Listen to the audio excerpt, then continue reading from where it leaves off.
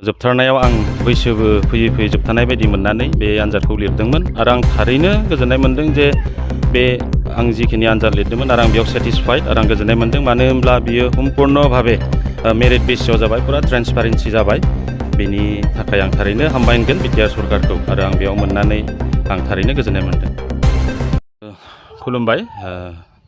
सिगाङावनो आंनि मुङा मुस्रि सुसिल दैमारि आंनि गामि नाजारेत मोनो पस्ट अफिस तामुलबारि डिस्ट्रिक्ट उदालगुरि। जिथुनाखि हाई स्कुल लेभेलनि फोरोंगिरियाव नोंथाङा मैया एपइन्टमेन्ट मोनबाय नोंथाङा मा बुंनो सानो गावखौनो? सिगाङावनो बे खोथा बुंनायनि सिगाङावनो आं आंनि गोथां इसोरखौ हामबायगोन नैथियाव आं हामबायगोन जोंनि बिटिआर सरकार बिथां मानगोनां शिब प्रमद बर' दैदेननाय बिनि दैदेननायावनो मैयानि दिनाव मोनसे गोदोर बिदि साख्रिनि फोरमान बिलाइ राननायनि मोनसे गोदोर बेबायदि मेला जानानै थांबाय आरो बेयाव गासै 1336 केन्डिडेटफोरा पिजिटि आरो जिटि मोननो हाबाय आरो बेयावनो आंबो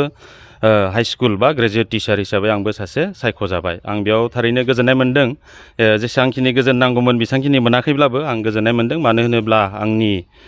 फोरोंनाय आंनि टिचिं खामानिया 2009आवनो जागायदोंमोन।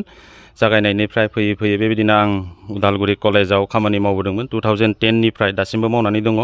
बेबायदिनो गोलाव सम आं स्ट्रागल खालामबोबाय नाथाय आंनि हास्थायनाय बायदि आं मोननो हायासै बिनि मा आन्दोआव मा थाखो बा आंनिबो नाजानाय बिदिनो जालांबाय।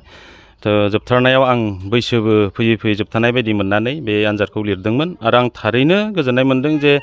बे आं जिखिनि आनजाद लिरदोंमोन आरो आं बेयाव सेटिसफाइड आरो आं गोजोननाय मोनदों मानो होनब्ला बियो सम्पूर्ण भाबे मेरिट बेसिसआव जाबाय पुरा ट्रेन्सपारेन्सि जाबाय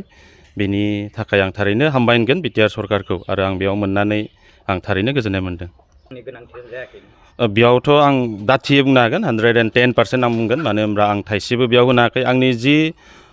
एप्लाइ खालामनायमोन बेयावल' आङो जि एग्जामनि फिस हिसाबै 950 आं बेबायदि होनांदोंमोन बिनिफ्राय आं भेरिफिकेसन आं जिटि आरो पिजिटि मोननायावबो एप्लाइ खालामदोंमोन आं बेयाव क'क्राझार थांदों बेयाव आंनि थांनाय फैनायनि खरसाल' जादों। बेनिफ्राय आं सबसे आरो गोजोननाय मोनदों जे भेरिफिकेसन खननैनि उनाव जे एपइन्टमेन्ट लेटार आं जे कलेजाव मावदोंमोन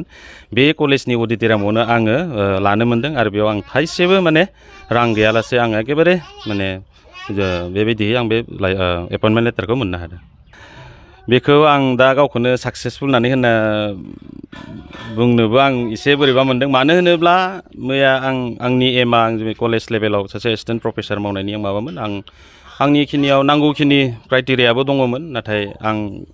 गोबाव समनिफ्रायनो बे उदालगुरि कलेजाव मावबोबाय जायासै ओमफ्राय मैयानि दिनावथ' आं जि जाबाय थारमाने आं बुंगोन आरो आंनिनो आं फोरोंबोनाय बहुद फरायसा फरायसुलि मैयानि दिनाव आंजों लोगोसे एपइन्टमेन्ट लेटार आजावदों। आं गोजोननाय मोनदों जायफोरा बेबायदिनो फरायनानै बेबायदि एपइन्टमेन्ट लेटार मोनबाय। आं फैबाय थानाय फरायसा फरायसुलिखौ बेखौनो बुंनो लुगैगोन जे नोंथांमोना जिबायदि फरायदों मोजाङै फरायबाय थागोन मानो होनब्ला दायो जोंनियाव जि मोजां बिटिआर सरकार सोलिना दङ बे सरकार सोलिनायाव जि साख्रिनि आनजादफोर जाया मानो बे गासै आनजादफोराव मोजाङै फरायनानै लिरगोन आरो जुदि मोजाङै फरायनानै लिरोब्ला थारैनो माने जेबो गैयालासे ट्रेन्सपारेन्सि बा मेरिट बेसिसआव साख्रिखौ मोननो हागोन।